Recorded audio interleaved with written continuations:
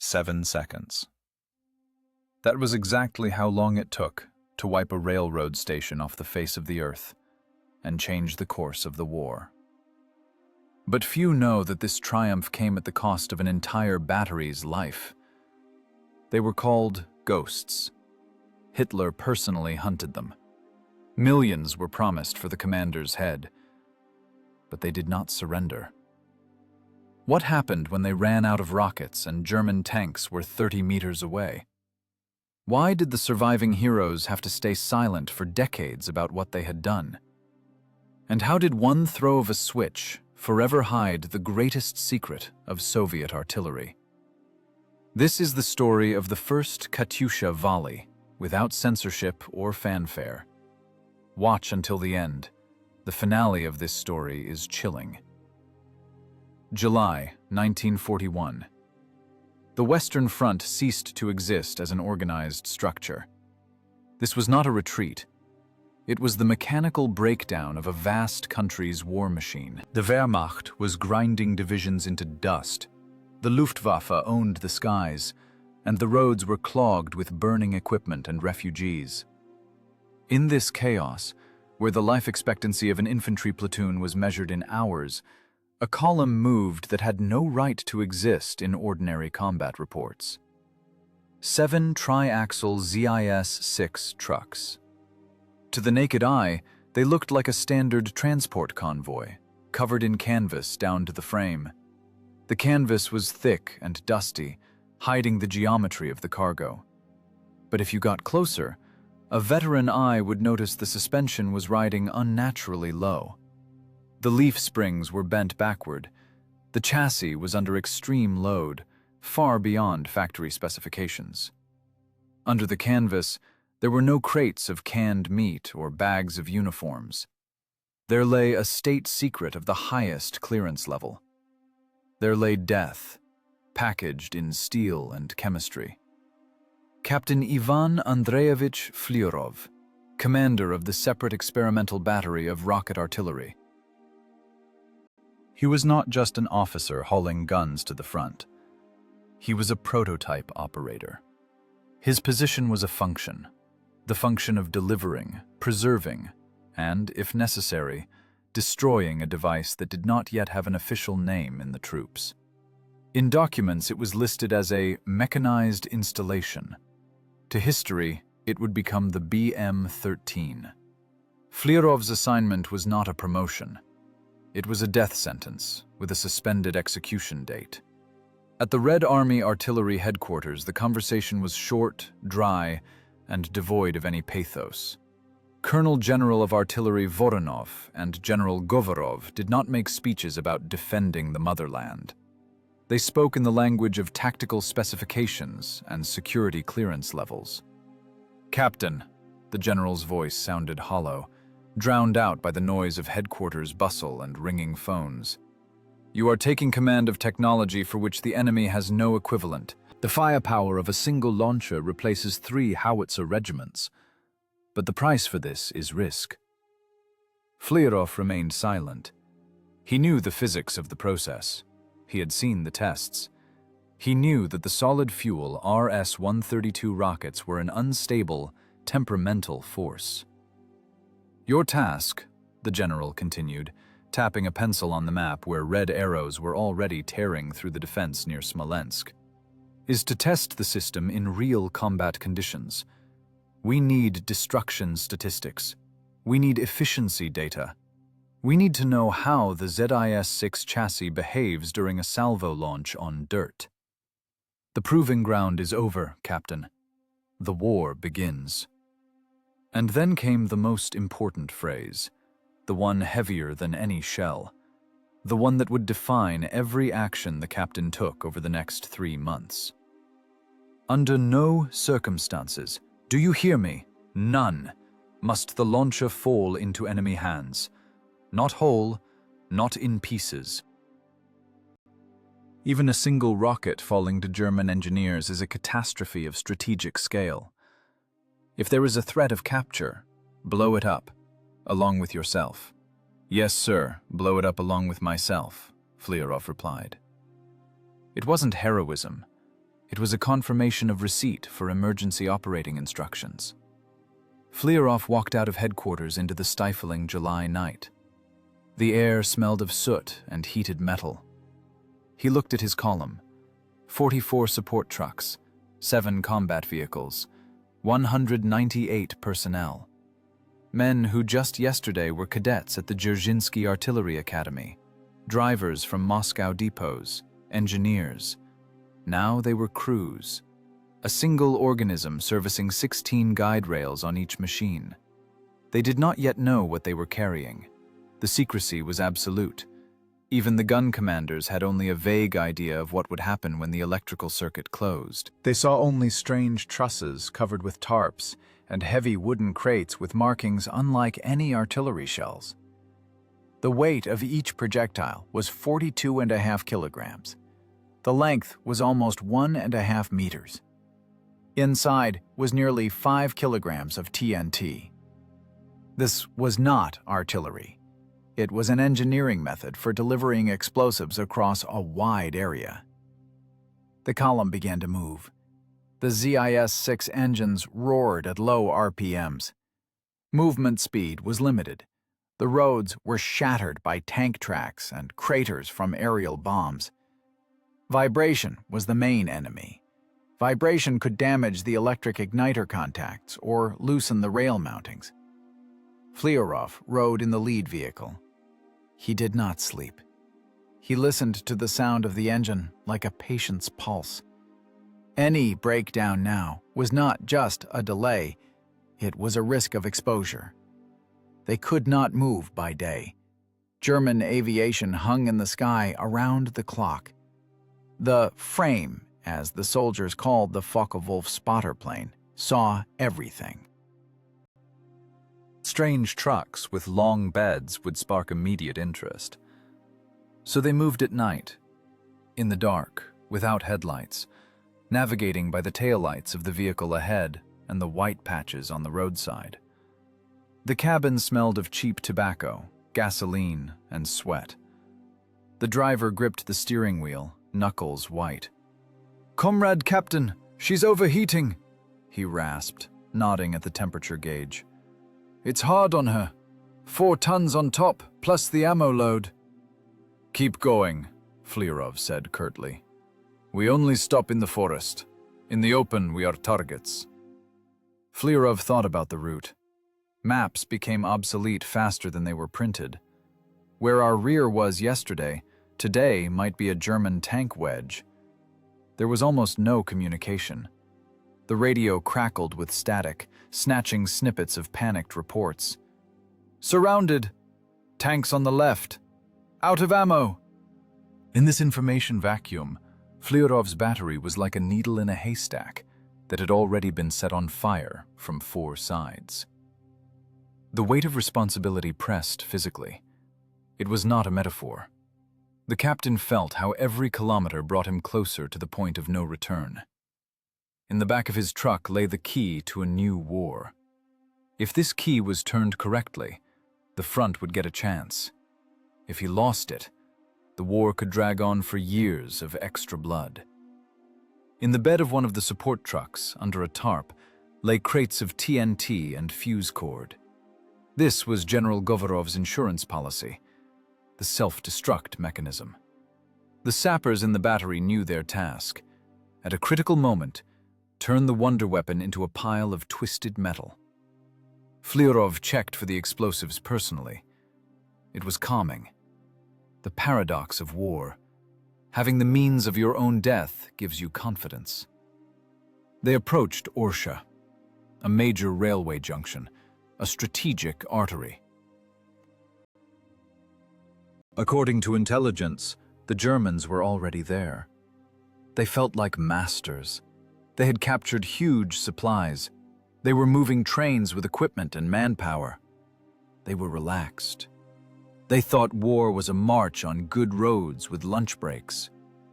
They did not know that death of a new type was crawling toward them from the forest.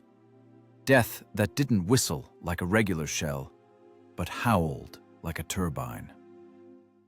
"Stop! Deep forest." Flerov checked his watch.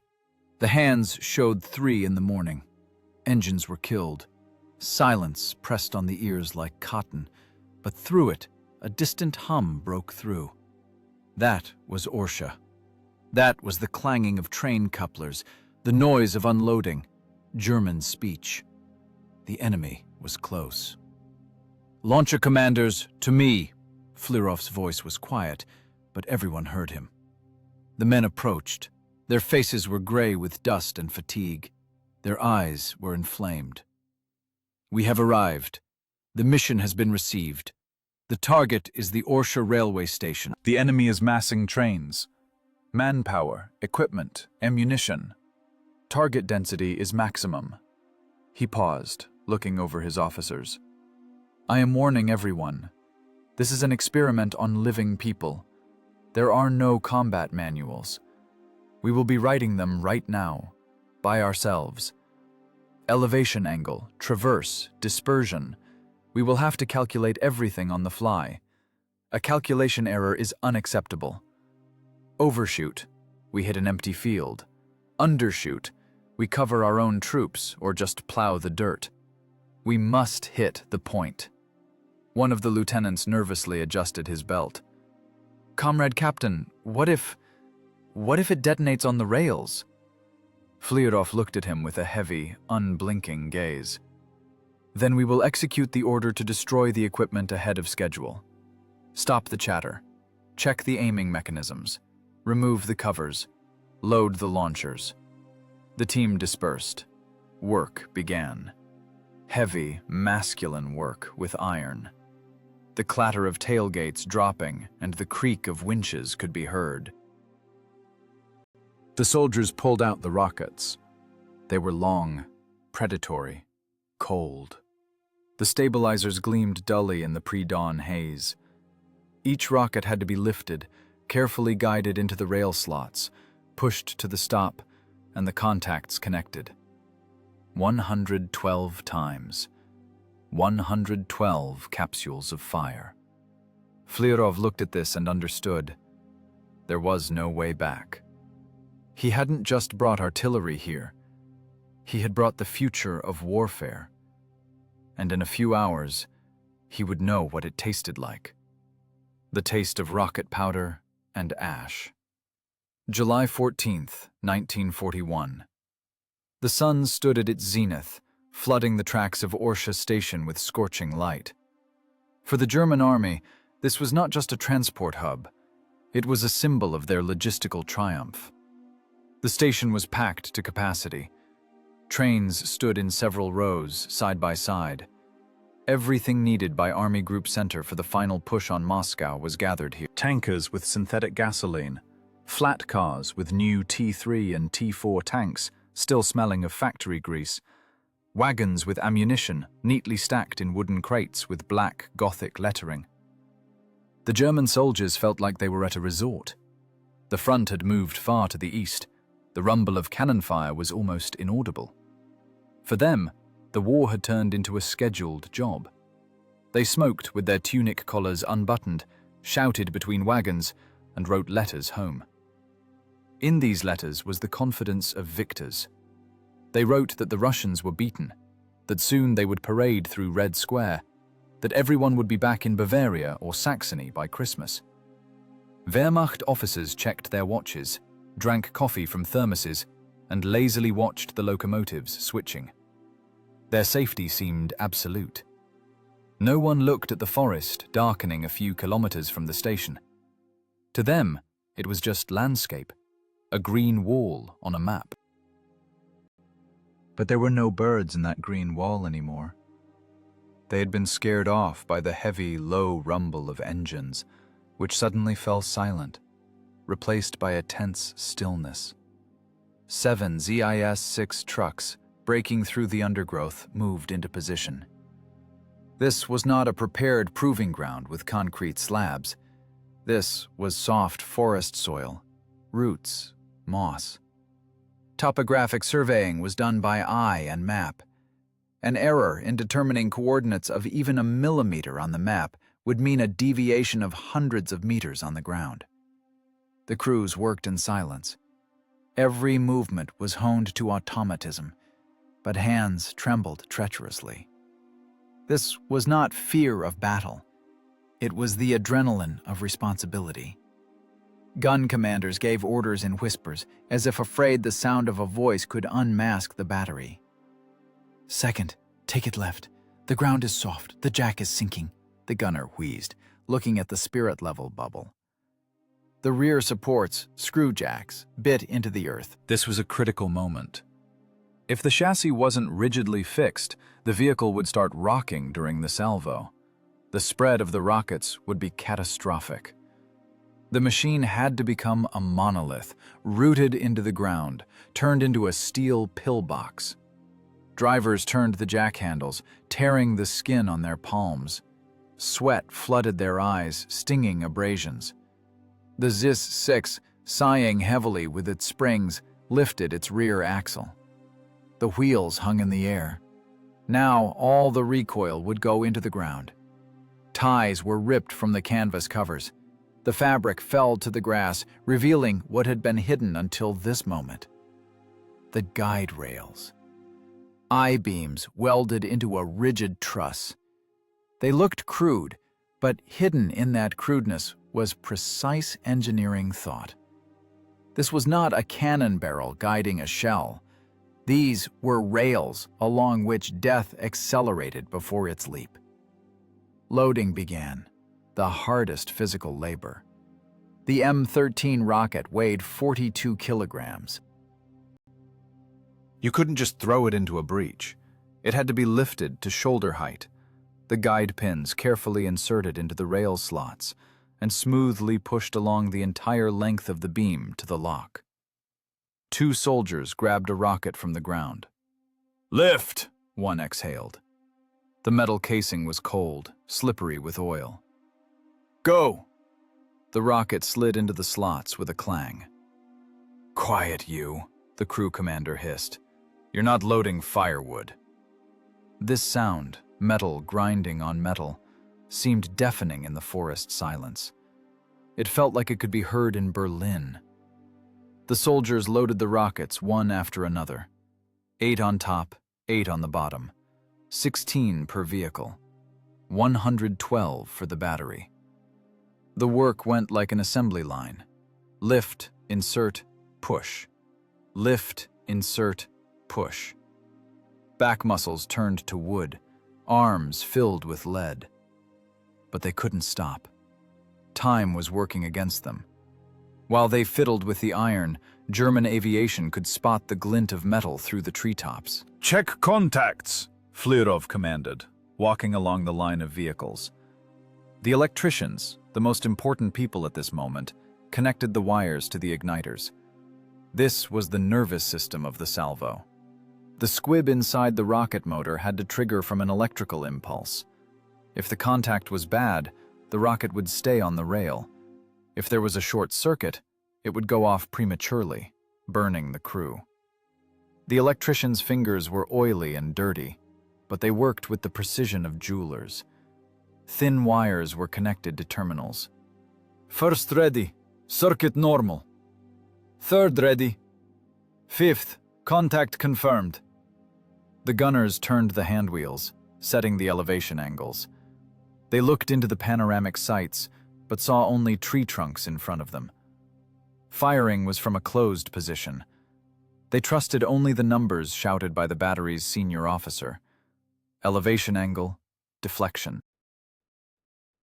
These numbers were a death sentence for the Orsha station. But for now, they existed only in notebooks and on instrument dials. The atmosphere thickened. The air in the forest became viscous.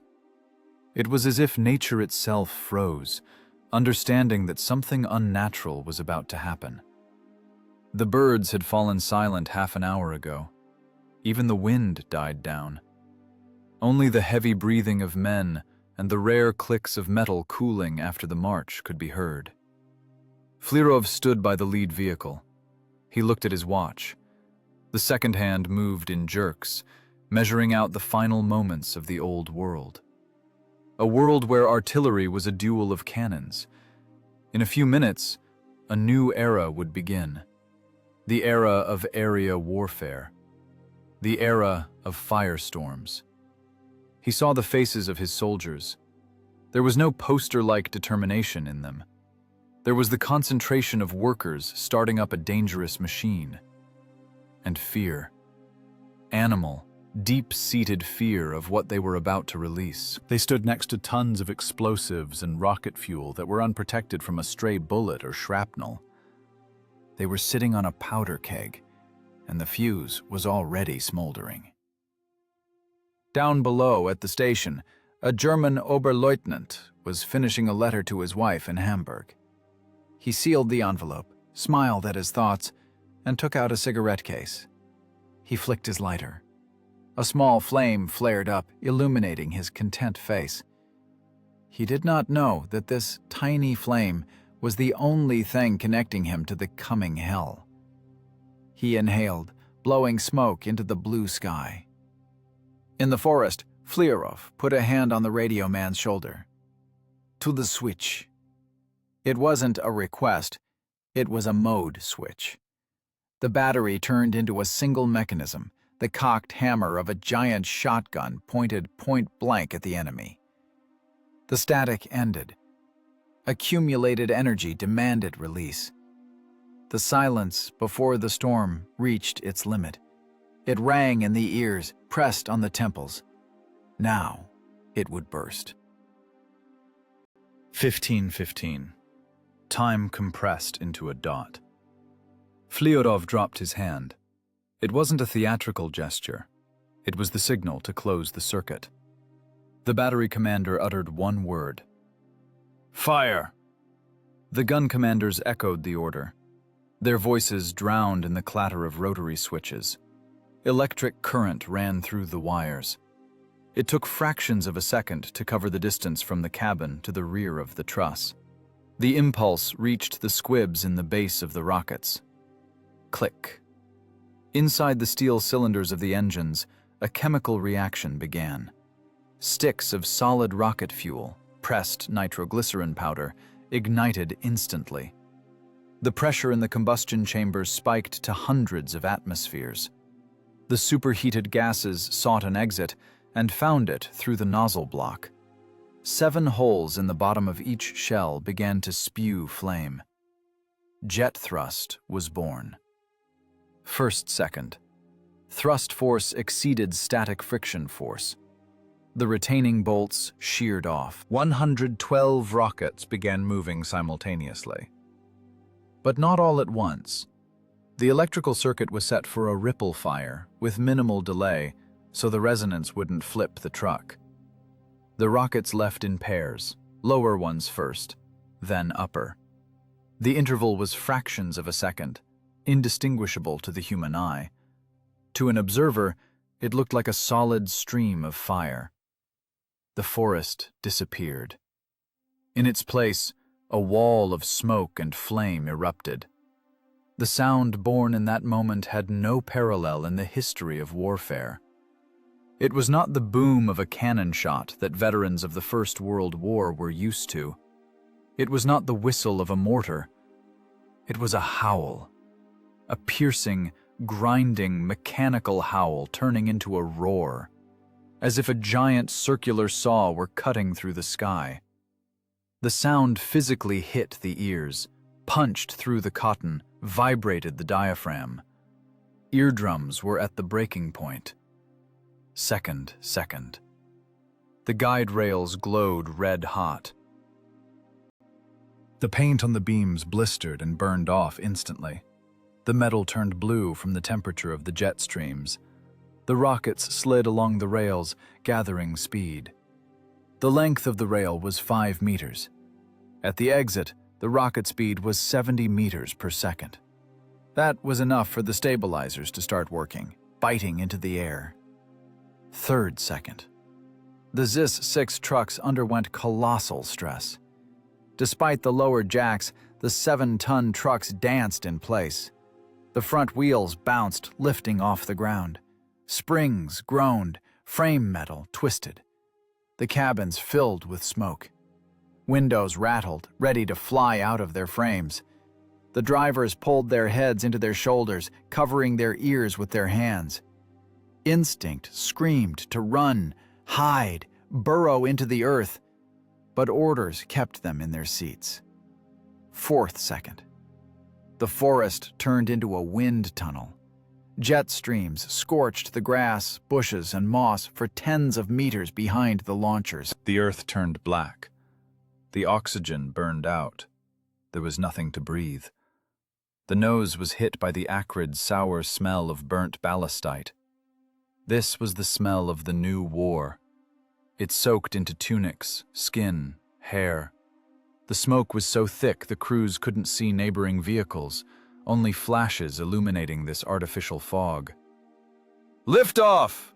someone screamed, but no one heard him. Mouths were open to equalize pressure. 5th second. The main mass of rockets was already airborne. They went on a steep trajectory, leaving smoky trails behind. Fiery tails drew parabolas of death in the sky. The rockets spun. Due to a slight cant of the stabilizers, they were given rotation for stability in flight. This spinning sound added a low, pulsating drone to the general howl. 6th second. The last rockets left the rails.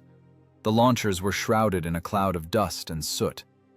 The air temperature in the battery zone jumped by tens of degrees. Leaves on nearby birches curled and turned yellow, as if instant autumn had arrived.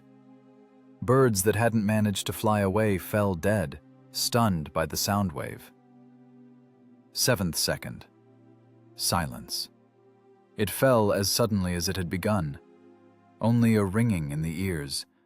A high, persistent whine that drowned out all other sounds. The truck engines were running, but they couldn't be heard. Men slowly raised their heads, faces black with soot, eyes white, wide open.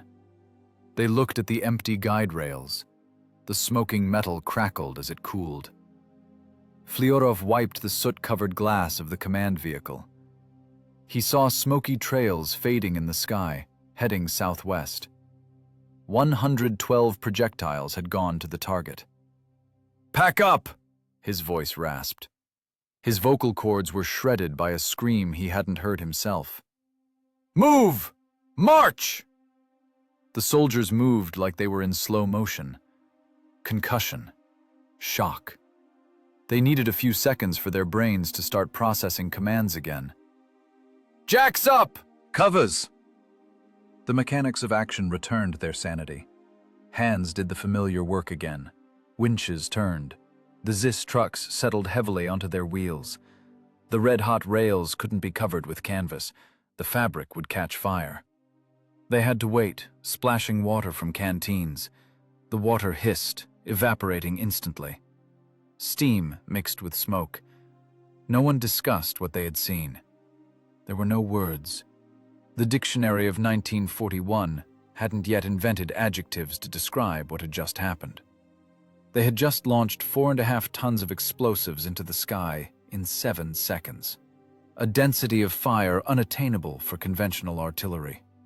A howitzer regiment would need 15 minutes of rapid fire to throw that tonnage. They did it with one push of a button. Meanwhile, 8 kilometers from the forest, the air above Orsha station began to vibrate.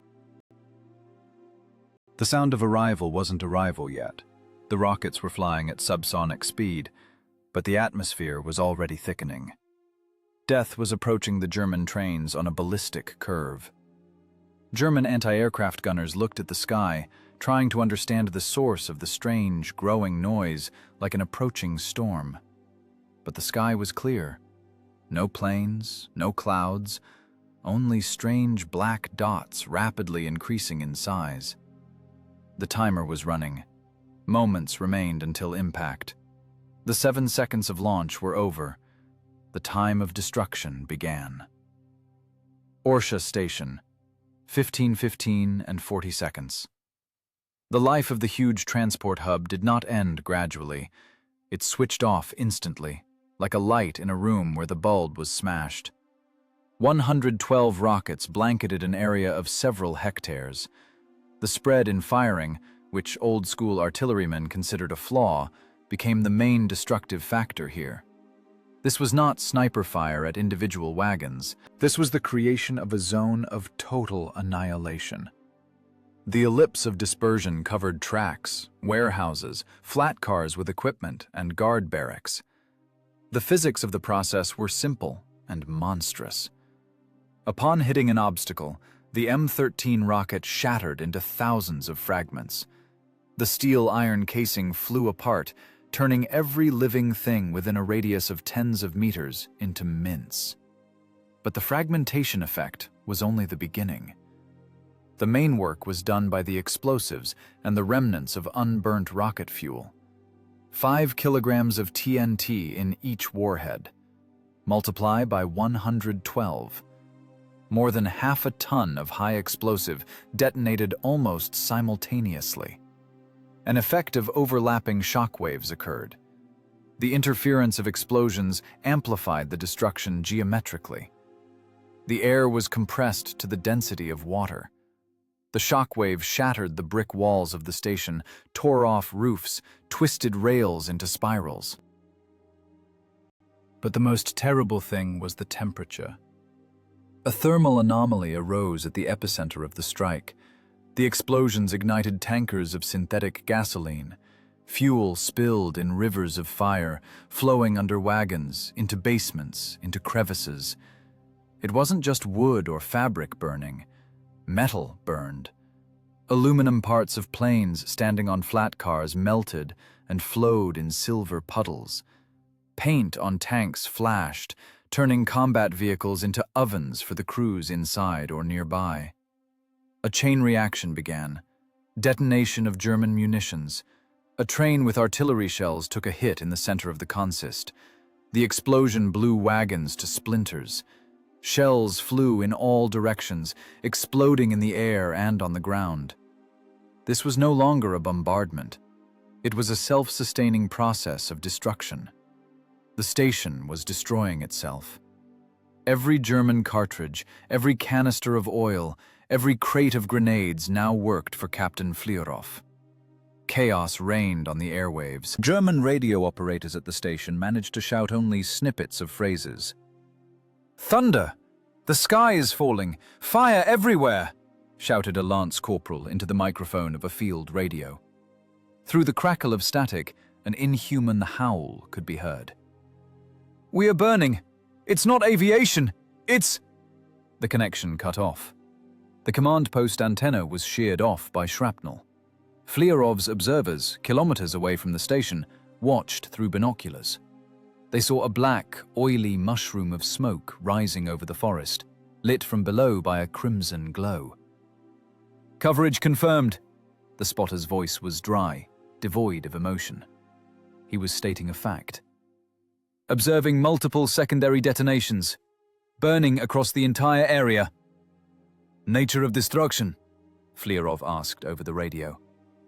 "Total, Comrade Captain. It's hell down there." The railway junction ceased to exist as a logistical unit. Down in the epicenter, physics defeated biology. The Wehrmacht soldiers had no chance. Those who didn't die from shrapnel in the first seconds died from barotrauma.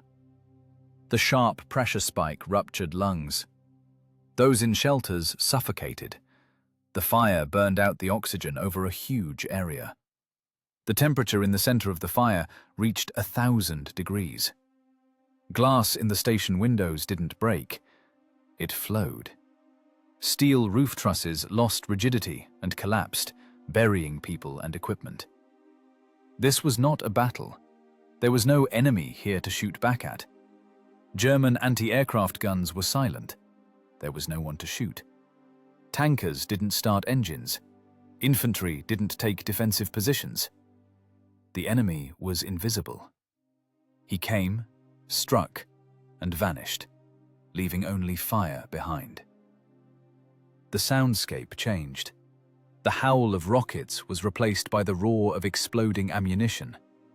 The cannonade did not cease for a second. Shells burst in wagons, truck tanks exploded. This thunder was audible for tens of kilometers.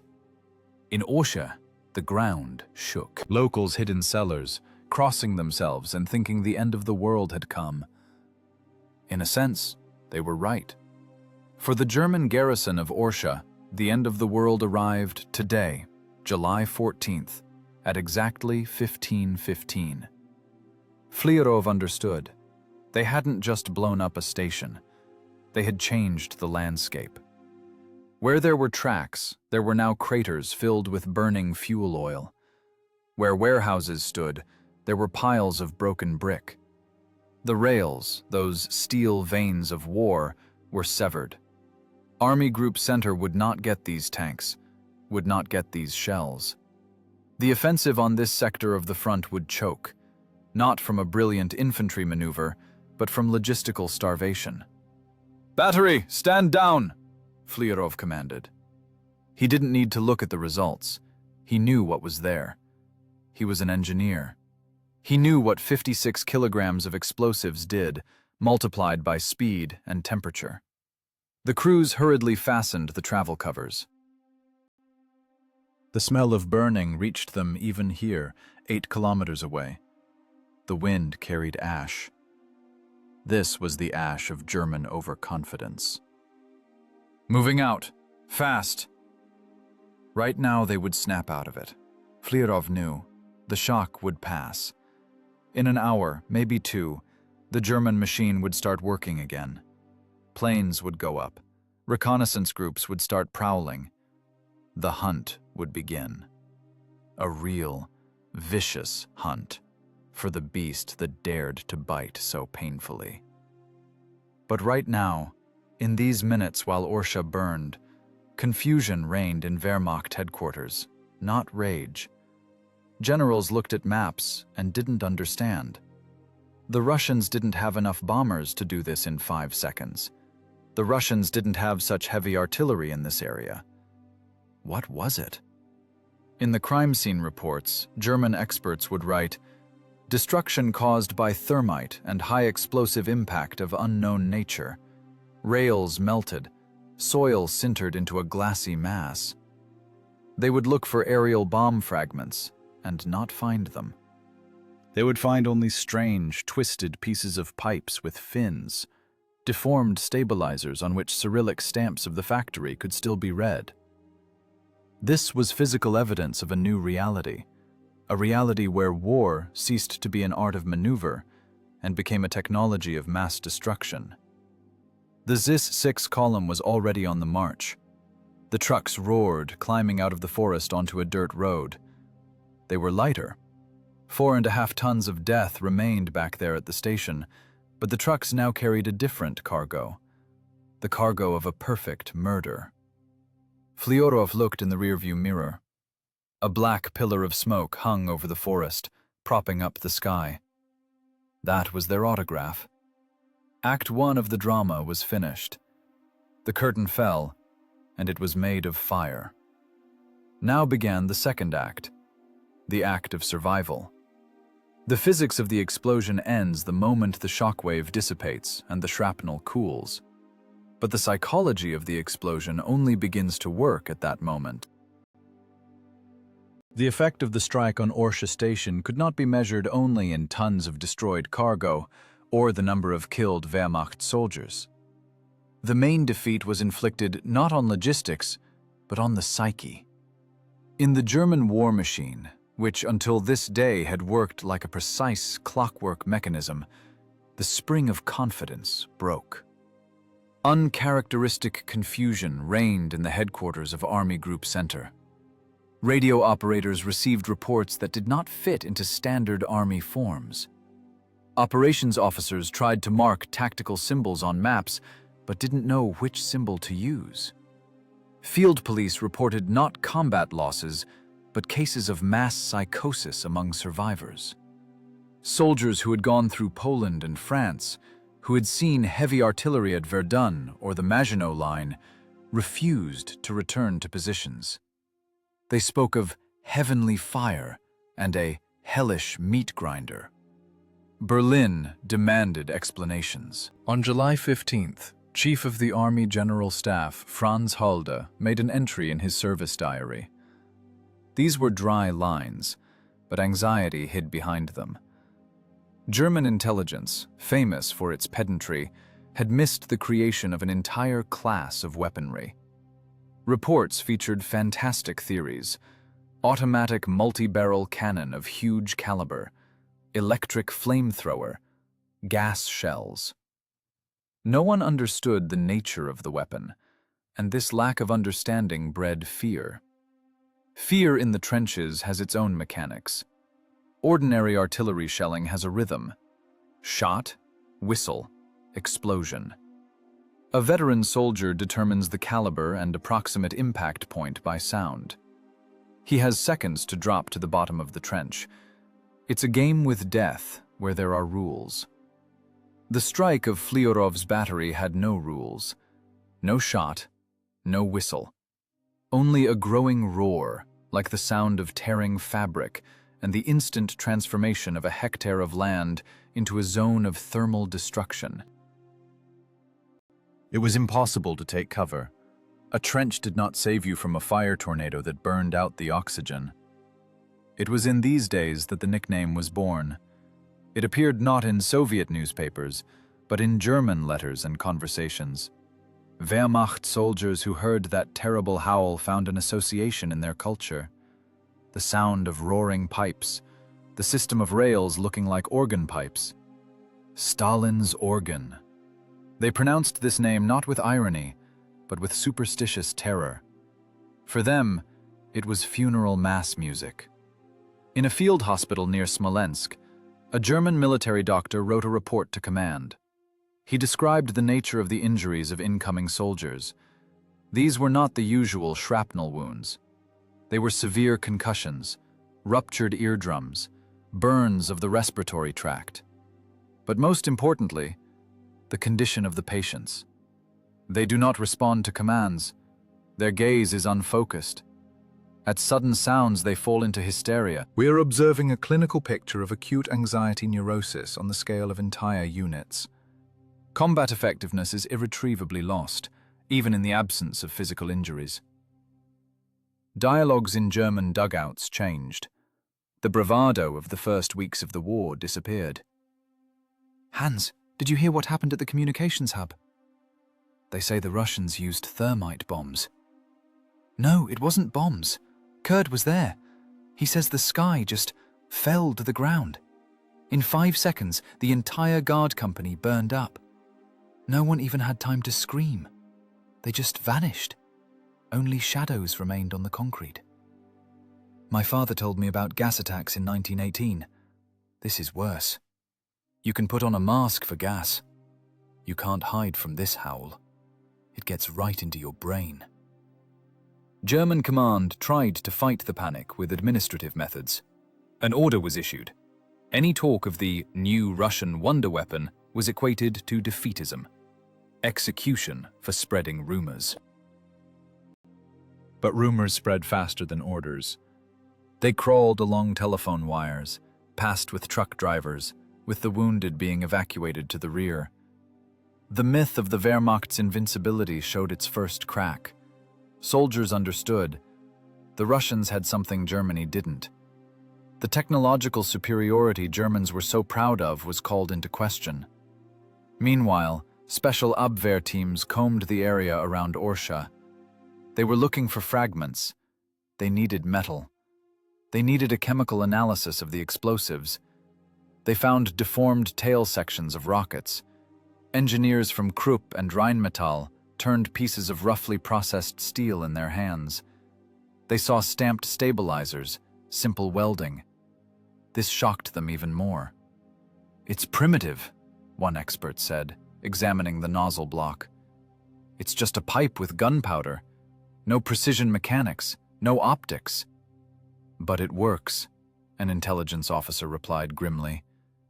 "It works more effectively than our Junkers. Cheap and deadly. We build complex machines, and they make mass death out of water pipes." The psychological effect was amplified by the fact that the battery was elusive. The Germans called Flerov the ghost. Strikes hit in different places. Today, Orsha. Tomorrow, the crossing near Rudnya. The day after, a concentration of tanks near Yartsevo. Everywhere, the same signature. A sudden howl, a sea of fire, and emptiness. German soldiers began to fear open spaces. They looked at any forest with anxiety. In every bush, they imagined the slanted trusses of guide rails. This exhausted the army's nervous system more than marches and battles. The constant expectation of inevitable death. Death that could not be prevented. The Katyusha, as the Red Army soldiers affectionately began to call it, picking up the baton of naming, had no antidote. Anti-aircraft guns were useless against rockets. Artillery didn't have time to pinpoint the position. Tanks burned just as brightly as trucks. Flerov and his men didn't yet know the effect they were producing. They had no access to German intercepts. They saw only the glow of fires and hurriedly changed positions. But they felt the change in the air. Hope appeared in the eyes of the infantrymen who met their column. If before, retreating units looked at everything with doom, now they saw power. The dirty, dusty ZIS-6 trucks became a symbol of retribution. "Give it to them, brothers! Make the ground burn under them!" These shouts accompanied the battery on the roads of the Smolensk region. But for Flerov, this was no reason for pride. It was an extra reminder of danger. The stronger the enemy's fear, the fiercer the hunt would be. Hitler personally issued the order: capture samples of the new weapon at any cost. A reward was promised for the battery commander's head. Knight's Cross, leave, money. The hunt began. Squadrons of dive bombers took to the sky. Ambushes by saboteurs of the Brandenburg Regiment were set up on the roads. The German machine was readjusting. The shock passed, giving way to cold, calculating hatred. They wanted to get this technology.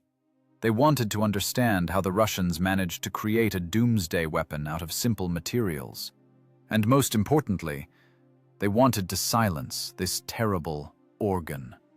The psychological break had happened, but it didn't stop the war. It made it angrier.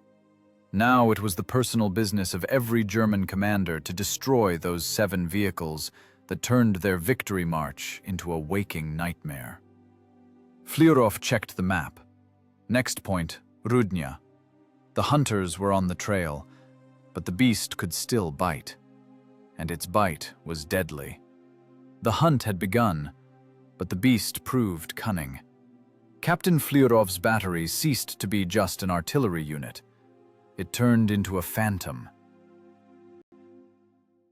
In German intelligence reports, 7 ZIS-6 trucks appeared everywhere and nowhere simultaneously.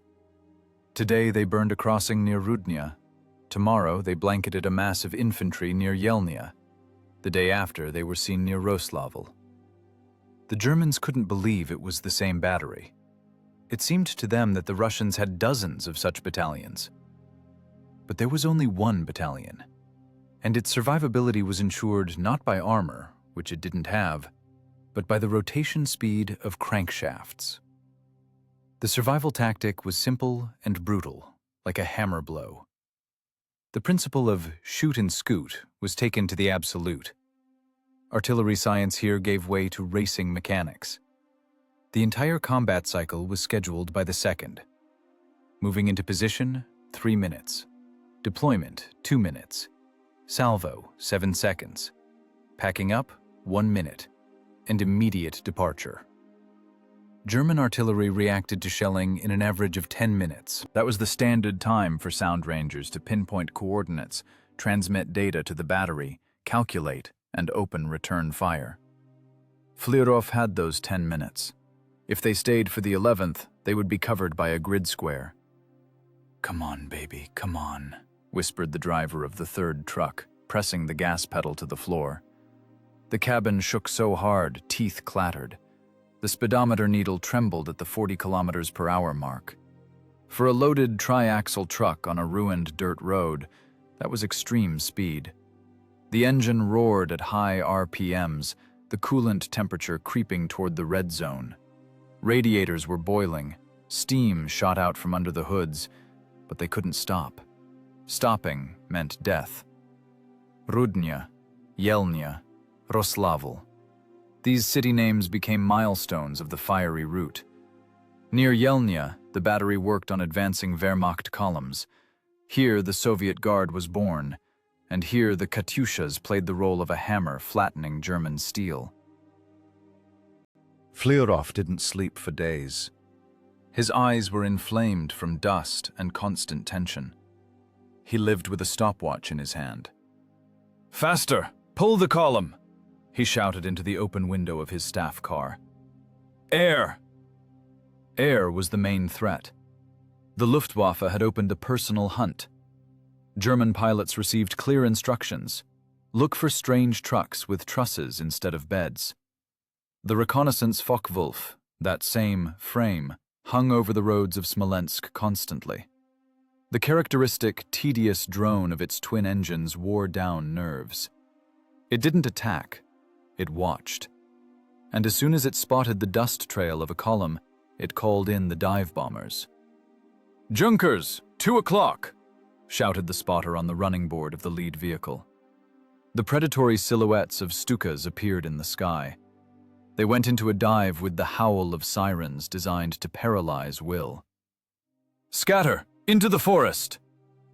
The trucks drove off the road, breaking bushes. Heavy trucks spun wheels in the soft soil. Drivers turned huge steering wheels, trying to drive the equipment under the saving canopy of trees. Bombs landed nearby. Earth rose in fountains. Shrapnel clinked against metal, sheared off branches, but the vehicles were intact. The canvas stretched over the rails saved them from visual detection. From the air, they were just trucks. As long as they didn't shoot, they were invisible. Dialogues in the short minutes of respite concerned only iron. No one discussed politics or news. All talk was about spare parts, oil, and tires. "Comrade Captain, the fifth's wheel bearing fell apart. It's heating up, glowing," reported the senior technician, wiping hands black with grease on a rag. "Change it. 10 minutes. "We won't make it. The race is seized." "Cut it with a chisel. We don't have time for delicacy. In 20 minutes we must be at the line near the crossing." Technicians worked under the trucks, lying in the mud. Hot oil dripped onto their faces. They changed wheels, soldered punctured radiators, rebuilt carburetors. The ZIS-6 was a reliable machine, but it wasn't designed for such overloads. The frame cracked from the weight of the launcher. Springs snapped. But men forced the metal to work beyond the brink of fatigue. This was a war of motors in its purest form. The lives of 198 people and a state secret hung on the tip of a drive shaft. If a drive shaft broke in the middle of a field, the vehicle would have to be blown up. There were no tow trucks, no repair bases. The rear remained somewhere far to the east, and with every day, it was further away. Flerov realized the equipment's lifespan was melting away, but he squeezed everything out of it. Every salvo fired by the batteries slowed the German offensive by hours, and sometimes by days. The Germans were afraid to concentrate troops. They were forced to disperse, change routes, lose tempo. The Ghost Battery became a factor of strategic deterrence. August gave way to September. Roads became worse. Dust turned into sticky, greasy mud. The rainy season began, the harbinger of the great Rasputitsa. Mud clogged treads, stuck in tons to the fenders. Fuel consumption grew catastrophically. "Tank's almost dry." The driver tapped a finger on the gauge glass. 50 kilometers, no more." "We'll get it," Flerov replied harshly. "Siphon from knocked-out light trucks. Look for abandoned tankers. We will not stop." Fuel was obtained as a trophy. Siphoned from tractors abandoned on roadsides, diluted with kerosene. Engines sneezed, lost power, but pulled. The battery darted along the front, which was bursting at the seams. They were a fire brigade extinguishing fire with gasoline. Wherever there was a breakthrough, Flerov flew there.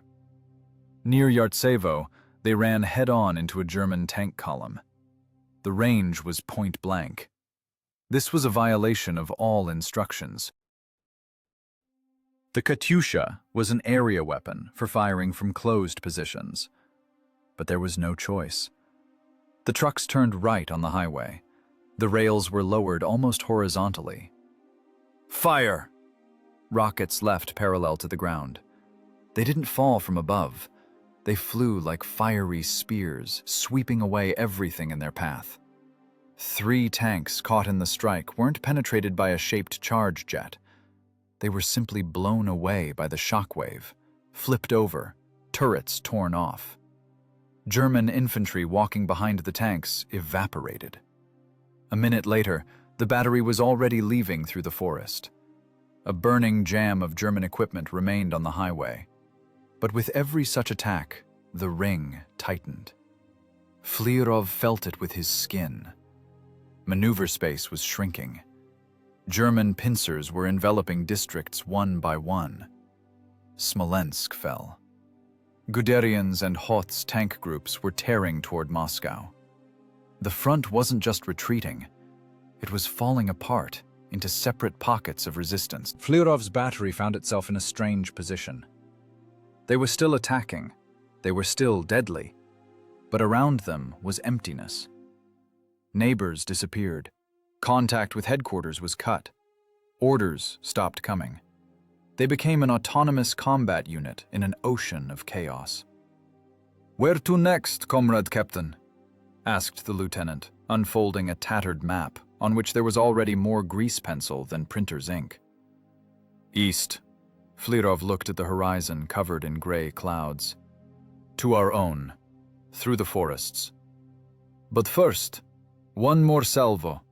We have 3 ammo loads left. We're not taking them home." The battery went into the night. Zis-6s growled, churning mud with their wheels. Drivers hadn't slept for 2 days. They held the wheel on reflexes. It seemed to them the road was endless, but Flerov knew. Every road has an end. And for them, this end was already marked on German general staff maps with red arrows of encirclement.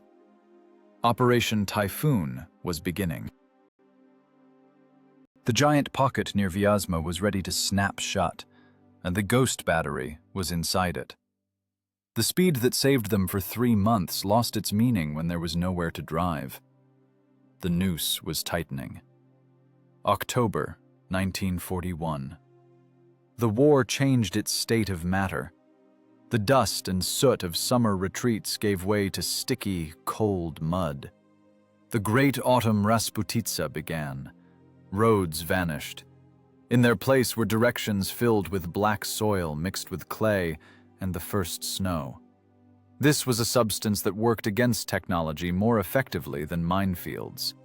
It sucked wheels in up to the hubs, broke drive shafts, burned clutches. Captain Flerov's battery no longer flew along the front. It crawled.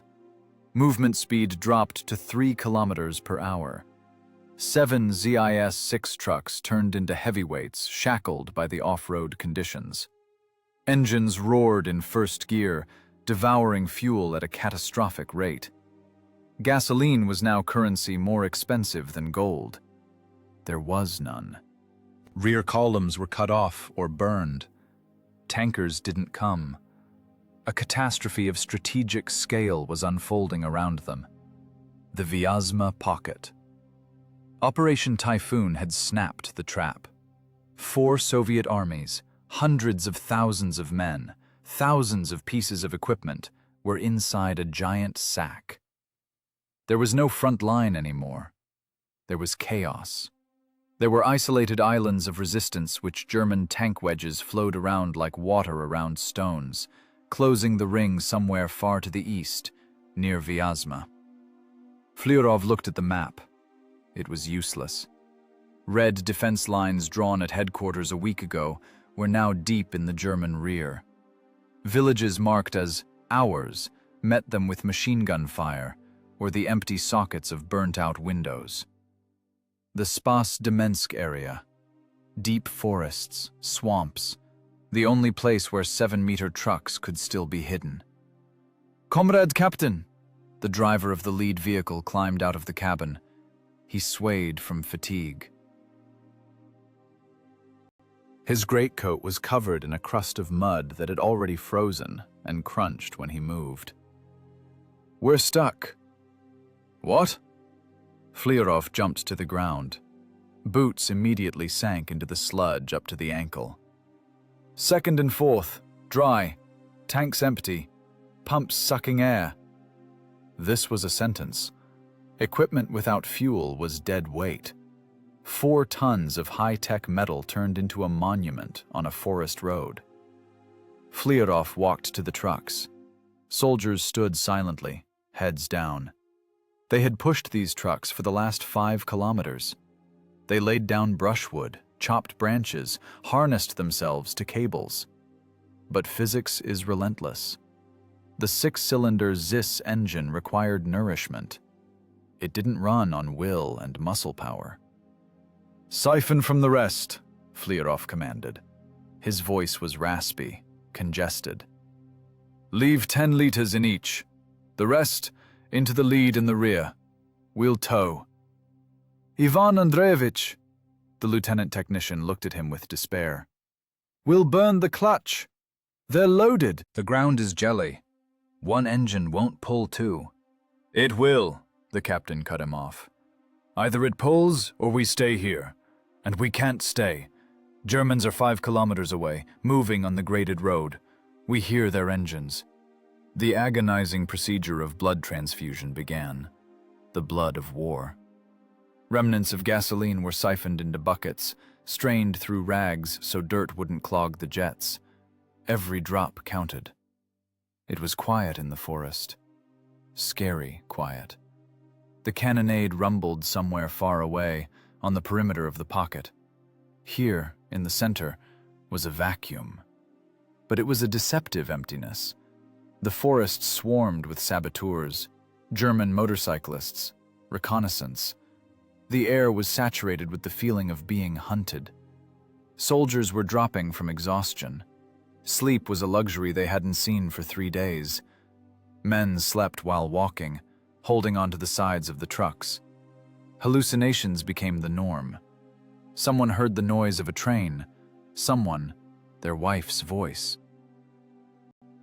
But it was the wind rushing in the tops of the spruce trees and blood pounding in temples. Flerov had no right to hallucinations. He had a calculator in his head. Remaining ammo, low. Fuel for 30 kilometers maximum. Food, rusks and swamp water. Enemy, everywhere. Reconnaissance, returned an hour ago, reported, "Road to Yukhnov cut. Tanks with crosses, many. At the intersection near Znamenka, a roadblock. Barrier, machine gun nests." The ring had closed. They weren't just surrounded. They were in a cage whose bars were made of armor and fire. The situation changed psychology. When you are the hunter, you are excited. When you are the prey, you are focused and angry. But when you are prey carrying a state secret, you become a hostage. Flerov looked at the launchers. Under the canvas, guide rails. If the Germans captured them, Reich engineers would take apart every screw. In a month, the Wehrmacht would have its own organs. And then Moscow would burn. This thought was heavier than fatigue. Responsibility pressed on shoulders like a concrete slab. He couldn't abandon the vehicles. He couldn't burn them just like that, while there was even one chance to break through. But carrying them further was becoming impossible. The column started moving again. Now it was a strange, ugly procession. Vehicles tied with cables. The front ones howled strainingly, spinning wheels, dragging the rear ones behind them. Wheels spun, throwing clumps of mud.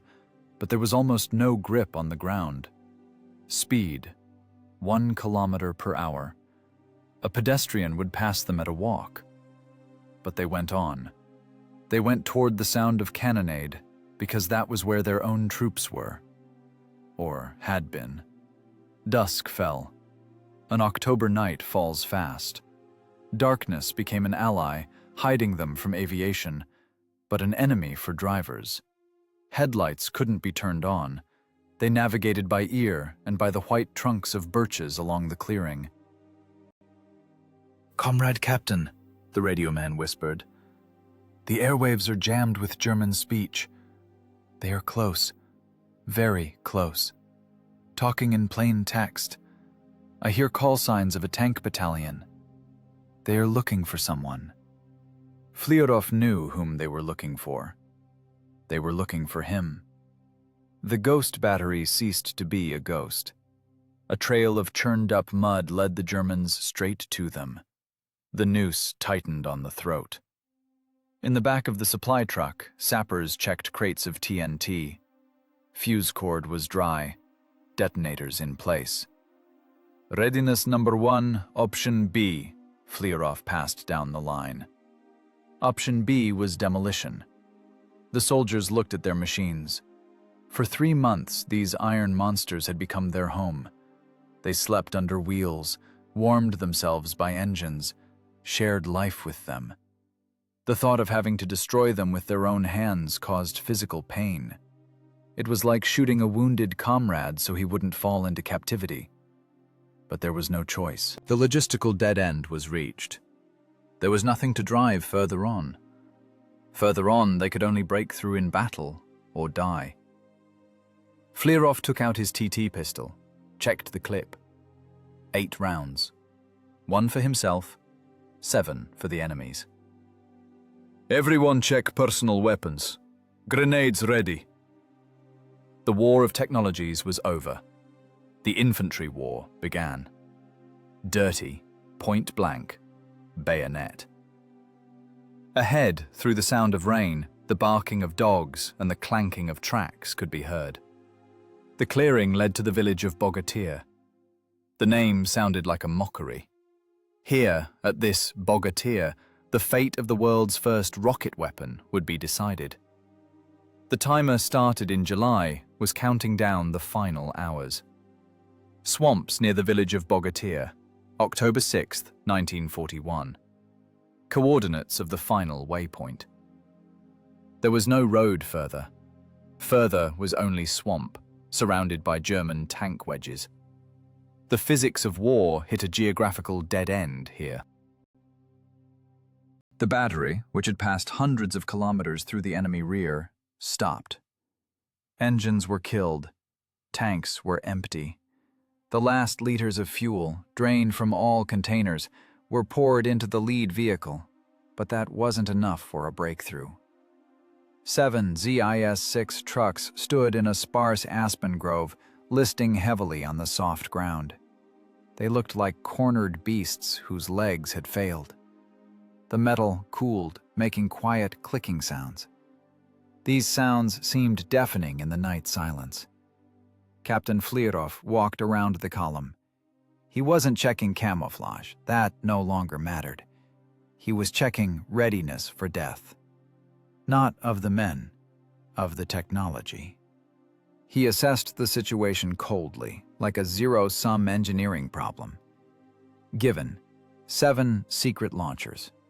Conditions: total encirclement, lack of supplies, enemy numerical superiority 50-1. Task: prevent the technology from falling into enemy hands.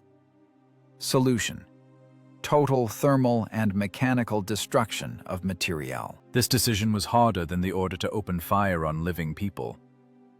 Over 3 months, these machines had become extensions of the artillerymen's bodies. The crews had fused with the mechanisms. They knew every screw, every squeak of a spring. Destroying a launcher was like killing your own child, so the wolves wouldn't get it. But the main artillery directorate instruction left no room for sentimentality. Point 1. Maintain secrecy. Point 2. at any cost. The life of personnel in this equation was a variable. The secret of the rocket was a constant. "To crew commanders," Flerov's voice sounded hollow, as if from underground. "Begin mining. Total destruction option." The men froze. No one asked for confirmation. Everyone knew this moment would come, but everyone hoped for a miracle. A miracle didn't happen. War happened.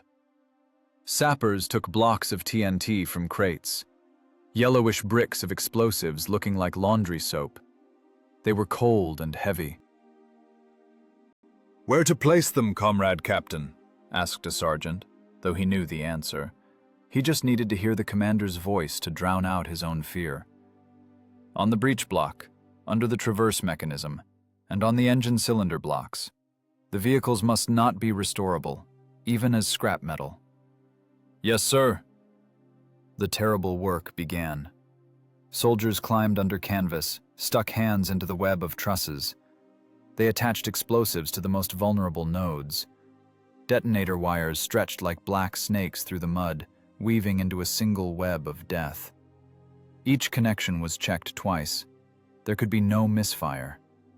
If the explosion didn't destroy the rails, the Germans would restore the geometry and understand the stabilization principle. This could not be allowed. Flerov watched the process. He saw the gunner's hands shaking as he taped a block to the site. "Don't spare it," the captain said harshly. "It's iron. They'll make new ones. But if they learn the secret, they'll never make new ones." This was the brutal truth of the moment. Factories in the Urals were stamping out new Katyushas by the hundreds. But as long as the secret was kept, this weapon was unique. As soon as the enemy got a sample, the advantage would disappear. "Ivan Andreevich," the battery commissar approached Flerov. His face was gray, gaunt. "Maybe we try to break through on foot? Blow up the trucks and we go through the forest?" Flerov looked at him with a heavy gaze. "We won't blow them up for nothing. We'll give a final battle. We have 10 rockets left per barrel. We won't go quietly. We'll slam the door loud. It's suicide. It's execution of a combat mission. We'll draw as many Germans to us as we can. While they're busy with us, someone else will get out of the pocket." Preparation was finished. 7 trucks turned into landmines on wheels. The demolition control box was in Flerov's hands. It was a simple wooden box with a switch.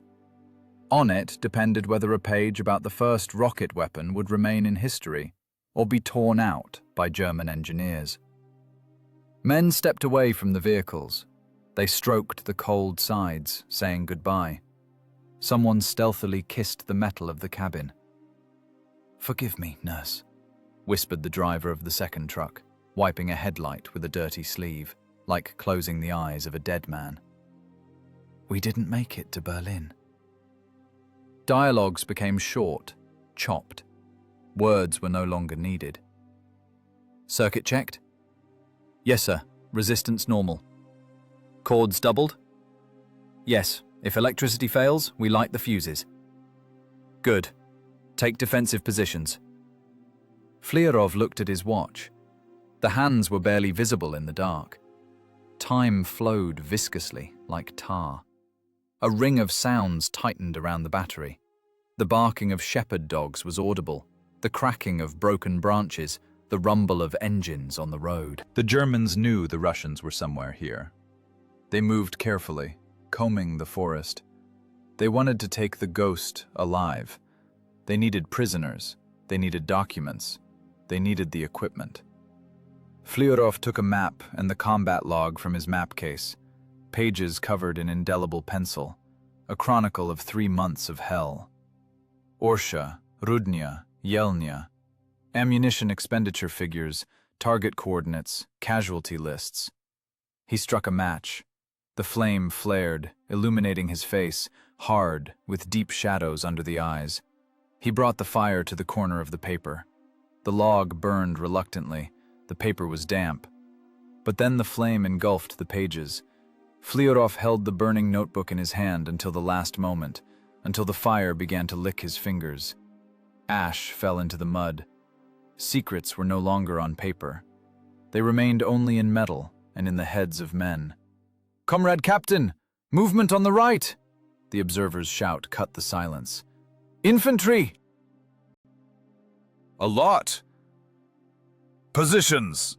commanded Flerov. This was the end of waiting. The instinct of self-preservation screamed, "Run!" Officer's honor said, "Stand." Commander's duty said, "Destroy." Flerov remained at the lead vehicle. His hand lay on the detonator switch. But first, a salvo. The battery's last argument. Rails lowered to 0. Direct fire. Point blank. This was a violation of all rules of ballistics. The rockets wouldn't have time to accelerate, wouldn't have time to stabilize. They would go in a fan, tumbling, flying unpredictably. But at a distance of 200 meters, accuracy wasn't needed. Mass of fire was needed. "Boys," Flerov said quietly, and everyone heard him, because nerves were taut as strings. "We did everything we could, and even more. We didn't shame the motherland. And now, let's show them how the Soviet Guard dies." He cocked the hammer of his TT. In the forest, the first shots flashed. Traces of German machine guns stitched the darkness, clinking against ZIS cabins. The finale began. Flerov looked at the clearing, where gray shadows of German greatcoats were already flickering. He waited for there to be more of them, when they got to a distance of certain destruction. The price of his life now equaled the price of pressing the launch button. And the price of his death was the turn of the detonator handle. He had to manage to do both. The night of October 7th, 1941, was torn apart not by sound, but by light. Dotted lines of tracers cut through the darkness near the village of Bogatyr. German MG-34 machine guns had found the column. Bursts hit in fans, mowing down aspen branches, clinking on cabin metal, biting into wet earth. The distance shortened with every second.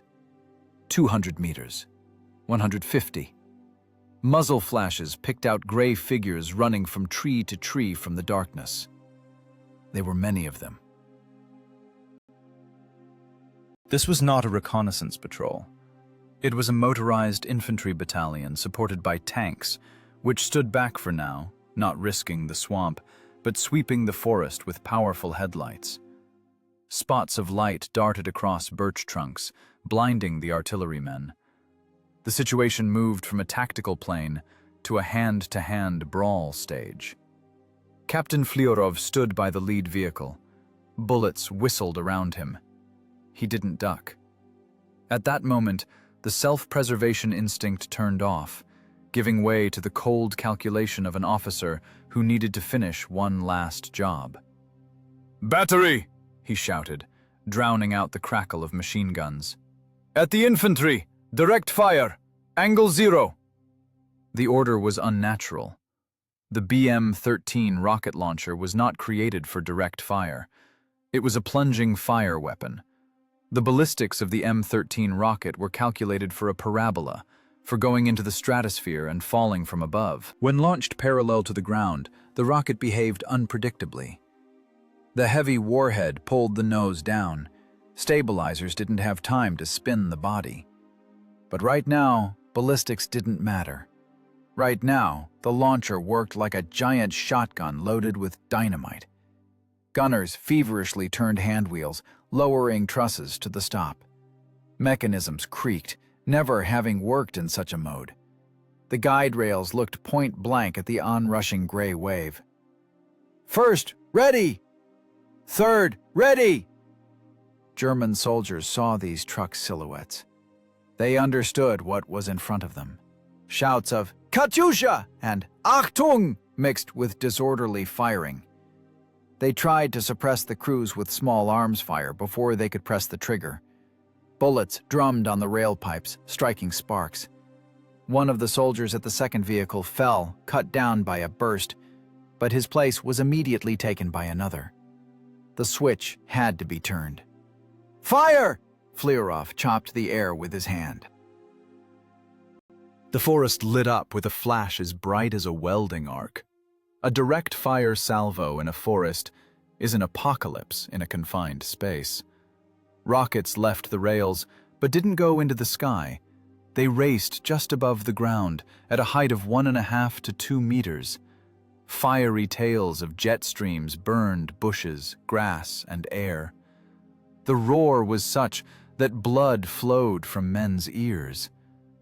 But the most terrible thing happened ahead.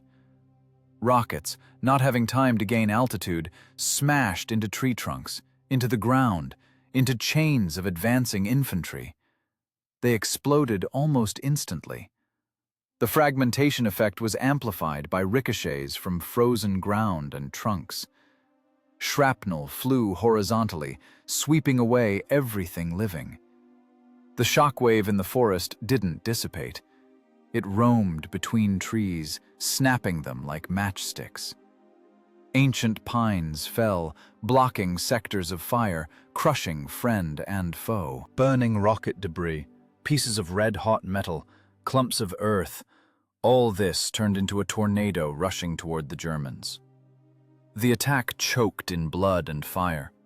German infantry caught in this dagger-like salvo simply ceased to exist physically. Those further away were pressed into the mud by the shockwave, stunned, blinded. Tank headlights were smashed by shrapnel. Chaos reigned in the forest. The screams of the wounded drowned in the crackle of burning trees. Those were the last rockets. There was nothing left to load. The crates were empty. "Fall back!" Flerov's voice rasped. "Everyone into the forest! Groups of 3! To our own lines!" The soldiers hesitated. They looked at the commander. They saw he wasn't planning to run. He stood by the demolition console, gripping the ebonite handle. "Ivan Andreevich!" shouted someone from the darkness. "We leave together!" "Execute the order!" Flerov barked as he had never shouted before. "I'll cover! Go, damn you! Save the men!" The machines are my concern. He understood. Someone had to stay. The blasting machine wasn't an automatic timer. It was a manual drive. Wires could be cut by shrapnel. A detonator might not work. The process had to be controlled to the end. He had to ensure that every block of TNT placed in engines and breeches detonated. If even one vehicle survived, the whole sacrifice would be in vain. Artillerymen began to retreat. They disappeared into the thicket, carrying the wounded, looking back at the black silhouettes of trucks still smoking after the salvo. Flerov remained alone. Or rather, not quite alone. Next to him were 7 soldiers who refused to leave. They took positions around the lead vehicle with rifles and grenades. This was his personal guard. They understood without words. The commander wouldn't leave, and they wouldn't abandon him. The Germans were coming to their senses. The shock from the rocket strike passed. Wehrmacht officers kicked surviving soldiers up. Tanks began to move, breaking the undergrowth. The clanking of tracks approached. Now they wouldn't shoot. They wanted to take the battery intact. They saw the rockets were gone. They were coming for trophies. Flerov checked the wires. Insulation was torn in places, but the cores were intact. He felt the cold surface of the machine under his fingers. This was the last lever he could control in this life. A ring of enemies narrowed around him. He saw their faces in the reflections of the fire. They were close, 30 meters away. German speech was audible. "Russen, ergebt euch! Russians, surrender! Surrender! Nicht schießen! Das Gerät muss intakt sein! Don't shoot! The device must be intact!" Flerov grinned. The The smile came out terrible, bared. He had no illusions. He knew what awaited him if he raised his hands. Interrogations, torture, camps, and the shame of a man who gave the enemy the country's main weapon. But that wouldn't happen. He shifted his gaze to his trucks. 7. Katyushas. 7 notes of his final symphony. Now they would play the final chord. In his tunic pocket lay a letter to his wife, written back in July. He knew it would never be sent. It would burn with him. But that didn't matter. What mattered was what he would do now. He let them get closer, even closer. Let them get right up to the vehicles. Let them rejoice that they captured the legendary weapon. Let them reach out to the metal. The soldiers around him opened sparse fire, saving ammo. Rifle clicks drowned in the noise of tank engines. A German T-3 tank crawled into the clearing, looming over the position. Its cannon looked straight at Flerov's vehicle. Time ran out. Captain Ivan Flerov inhaled deeply, the air smelling of soot, gunpowder, and wet forest. The air of the motherland. His fingers tightened on the handle. This was not the end. This was a transition into eternity. Impulse. The electric current reached the detonators faster than the nerve signal of fear reached the brain. Captain Flerov's hand, turning the ebonite handle of the machine, put a period in the history of the first separate experimental battery. The explosion of 7 vehicles packed with TNT and remaining rocket fuel merged into one monstrous blow. This was not a pyrotechnic effect. It was the crude work of high explosive. TNT blocks placed on cylinder blocks tore the cast iron of engines to crumbs. The breech parts of the launchers, those secret aiming mechanisms and electric locks, turned into shapeless lumps of metal. The guide trusses, the flutes of this deadly organ, were twisted, torn, and tied in knots. The geometry of the BM-13 device was destroyed. Restoring blueprints from these debris was impossible. The engineering task was completed by the method of object annihilation. The shock waves swept away everything within a radius of 50 meters. German soldiers who were already celebrating the capture of the trophy received a hammer blow of air pressure. The T-3 tank, standing too close, lost a track, knocked off by a heavy piece of a ZIS-6 frame. Burning fuel and oil flew in a fan, setting the forest on fire. The village of Bogatyr lit up with a light brighter than the midday sun. In this light, Captain Ivan Andreevich Flerov disappeared. His body would not be found. He became part of this explosion, dissolved in fire, just like his beloved machines. He didn't just die. He passed into the state of legend, paying for the secret with his biological life. Silence fell. But this was a different silence. Dead, ringing, smelling of burnt rubber and death. German engineers arriving at the site in the morning would find only piles of twisted scrap metal. They would walk among smoking carcasses, kick pieces of channel iron with their boots, and realize the Russians had outplayed them. The main prize, the rocket stabilization technology, had slipped away. Reports would fly to Berlin stating that the battery was destroyed by self-detonation. Samples are unsuitable for study. The secret was kept. Stalin's order was executed. The price, the life of the commander and most of the crew. Out of 198 personnel, only 46 would reach their own lines. 46 shadows making their way through swamps and forests. They walked at night, bypassing German garrisons. They carried the burden of what they had seen, heavier than any kit bag. They had seen the air burn. They had seen their commander voluntarily step into hell to close the door behind him. When they crossed the front line, they weren't met by orchestras. They were met by special officers.